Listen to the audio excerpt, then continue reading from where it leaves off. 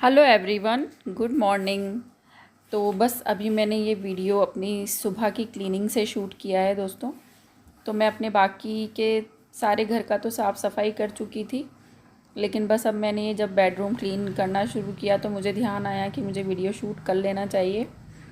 तो बस मैंने ये बेड के ऊपर जो ये है इस पर बहुत डस्ट आ जाती है, क्योंकि ये पीछे की सीलन की वजह से ये जो कलर और ये पुट्टी फूल रही है ये गिरती है इस पर कंटिन्यू। तो बस अभी मैं थोड़े दिनों बाद इसको हटाऊंगी यहाँ पर पुट्टी लगाकर, और नया कलर नया पेंट करना है मुझे। मतलब कलर मैं यही रखने वाली हूँ, लेकिन पेंट करूँगी दोबारा, कलर चेंज नहीं करूँगी।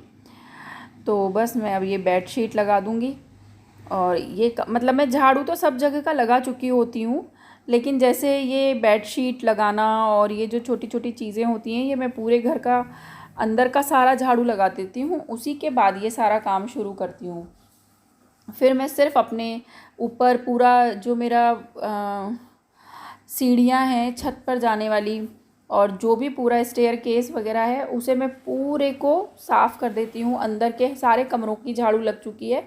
मेरा घर 2 BHK है और 1500 स्क्वायर फीट में बना हुआ है, तो ऑब्वियस सी बात है बहुत बड़ा घर है, साफ़ सफाई में भी टाइम लग ही जाता है।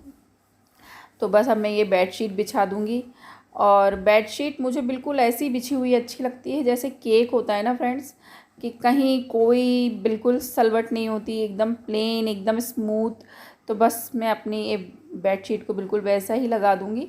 और अब सिर्फ मुझे ये बेडशीट लगाने के बाद अपने बाहर पोर्च का झाड़ू लगाना है, और उसके बाद मैं लगाऊंगी सारे घर के पोछे। तो बस ये मेरा कमरा क्लीन हो चुका है।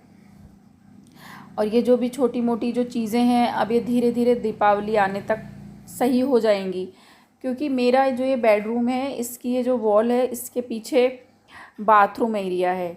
तो पहले तो क्या है, ये सीलन बेड के पीछे नीचे रहती थी, लेकिन जब हमने ये नया बेड बनवाया तो ये जो ऊपर वुडन का फ्रेम बनवाया फ्रेंड्स, तो इसके बाद ये सीलन नीचे तो नहीं रहती है, लेकिन ये अब ऊपर आनी शुरू हो गई है, क्योंकि इसे नीचे बढ़ने के लिए स्पेस नहीं मिलता।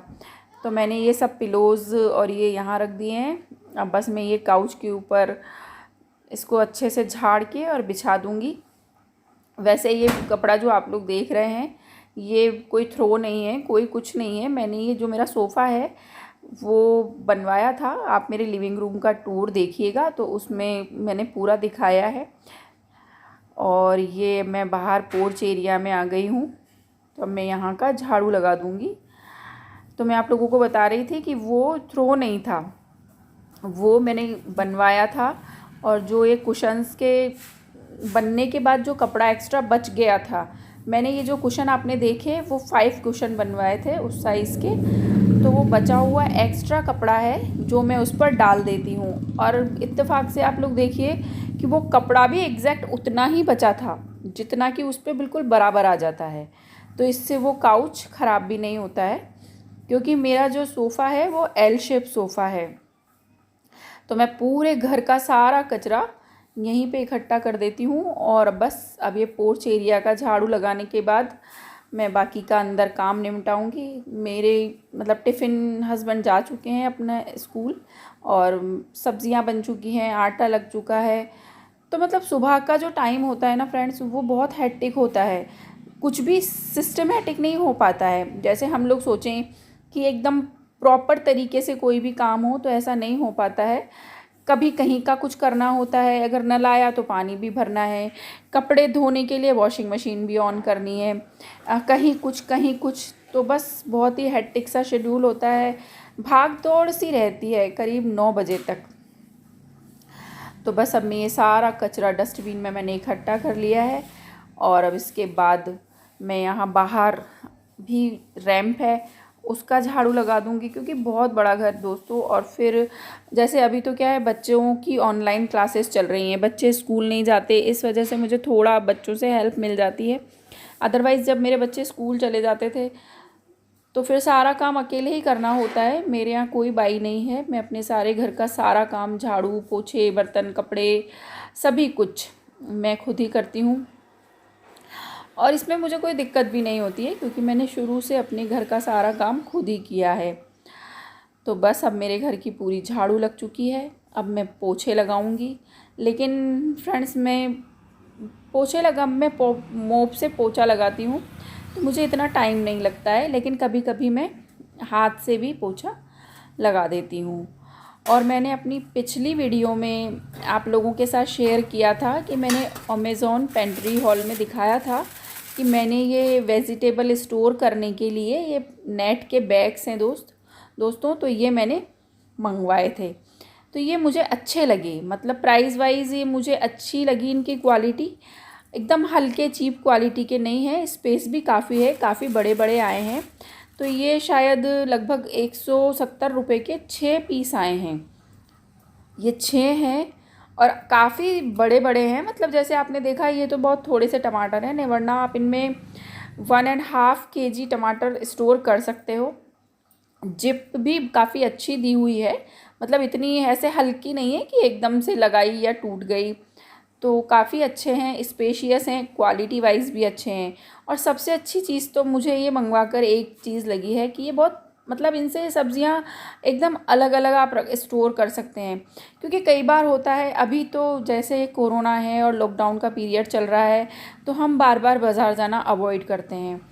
तो शॉपिंग जैसे सब्जियां ख़रीदने भी गए तो कोशिश करते हैं कि ज़्यादा सब्जियां इकट्ठी ही ख़रीद कर ले आएँ। अब जैसे ये सब्जियां धोई, उसके बाद ये ड्राई हो गई, अब इन्हें हम फ्रिज में स्टोर करेंगे। लेकिन जैसे आपने देखा कि भिंडी भी है, मिर्ची भी है, तुरई भी है, तो चलिए जो बड़ी सब्ज़ी है या अलग साइज़ की है उसे हटाने निकालने में दिक्कत नहीं होती। लेकिन मिर्ची है, भिंडी है, बीन्स हैं या किसी भी तरीके की फली है, गंवार फली, ये फली वो फली, तो वो सब मिक्स हो जाती हैं और फिर उन्हें स्टोर करने में कोई फ़ायदा नहीं है। मतलब आप निकालोगे फिर उन्हें अलग अलग छांटो बनाने के टाइम पे। तो ये बस एक बास्केट में जो ये पुराने फ्रूट्स और सब्जियां थी उन्हें मैं अलग साइड कर दूंगी, और जो भी ये फ्रेश सब्जियां आई हैं इन्हें मैं फ्रिज की जो वेजिटेबल स्टोर करने वाली बास्केट होती है मैं ये उसमें रख दूंगी। तो मुझे तो ये जो बैग्स हैं ये बहुत पसंद आए हैं। और इनका एक और बेनिफिट है कि जो मतलब आप इसमें रखे रखे सब्ज़ी को वॉश भी कर सकते हैं, क्योंकि ये नेट है और ये ऐसे नायलॉन जैसे धागे का बना हुआ है ये पॉकेट्स। तो मतलब ये वॉशेबल भी हैं, मतलब आप इनके अंदर रखकर सब्ज़ियां इजीली धो भी सकते हैं और जब इन्हें भी आप बहुत आसानी से धो सकते हैं। तो आप लोग देखिए कि मैंने ये सारी सब्ज़ियां बहुत अच्छे से मेरी अलग अलग भी हो गई हैं। और मतलब मुझे ये बहुत कन्वीनियंट लगा था, क्योंकि सुबह सुबह मुझे 6 बजे मतलब किचन में जाकर अपने हस्बैंड के लिए लंच प्रिपेयर करना होता है। तो अगर सब्जियां अलग हों, सेपरेट हों, तो हमें ये अच्छे से आइडिया होता है कि बस यही निकालना है, यही बनानी है।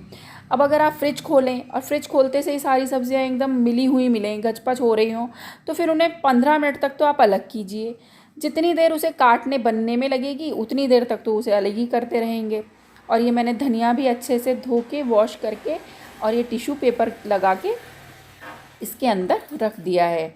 अब आप लोग देखिए कितने अच्छे से मैंने पहले उसमें मिर्ची रख दी, फिर ये भिंडी रख दी, फिर ये फोल्ड करके मैंने टमाटर की ये वाली पैकेट रख दिया। तो ये बहुत, और देखिए फिर भी इतना स्पेस बचा हुआ है। अब बस मेरे लिए ये बहुत आसान हो गया है कि मैं जो भी मुझे सब्ज़ी बनानी होगी मैं उसे निकालूंगी और वही पैकेट मुझे निकालना होगा। और ये जो एक्स्ट्रा 2 पैकेट्स बच गए हैं इन्हें मैं ऊपर कैबिनेट में रख दूंगी। तो फ्रेंड्स, अगर आज का आप लोगों को मेरा ये व्लॉग और मेरा ये वीडियो अच्छा लगा है तो प्लीज़ इसे लाइक, शेयर और सब्सक्राइब ज़रूर कीजिएगा।